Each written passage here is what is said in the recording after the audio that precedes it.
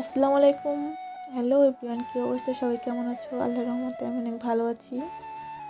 আচ্ছা, মালটা কি মরিচ দিয়ে খাওয়া যায়? এটা কি আদৌ সম্ভব? আচ্ছা, দেখা যাক।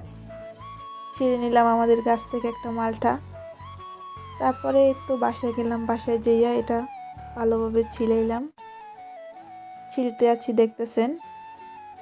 আচ্ছা বলেন তো, মালটাকে কেউ ছিলায়? আপনাদের হয়তো মনে অনেক প্রশ্ন যে মালটা আমি এরকমভাবে ছিলাইতেছি কেন। এটাই হচ্ছে আসল রহস্য। সো দেখতে থাকেন কি করি এটা দিয়ে। একটু একটু করে এই তো শেষ করলাম ছিলানোটা। এবার একটা প্লেটে ফলটা রাখলাম। এবার দিয়ে দেব লবণ। আচ্ছা, মালটার সাথে কি লবণ দিয়ে খাওয়া যায়? তো দেখেন, এবার দিয়ে দিলাম শুকনো চালের গুঁড়া। এই তো শুকনো চালের গুঁড়া আর লবণ দেওয়া শেষ।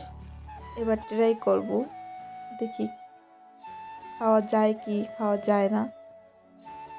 এই তো দিলাম একটা কামড়। এত মজা, কি বলবো ভাই, সিরিয়াসলি এত মজা। গাইস, আপনারা ট্রাই করবেন, খুবই খুবই মজা। আমি তো ইউটিউবের ভিডিও দেখে প্রথম এটা ট্রাই করলাম, কিন্তু এতটা মজা আমি বুঝতে পারি নাই। তো আপনারা ট্রাই করতে পারেন, আর ট্রাই করলে অবশ্যই কিন্তু একটা কমেন্ট করবেন কেমন লেগেছে আপনার কাছে খাবারটা।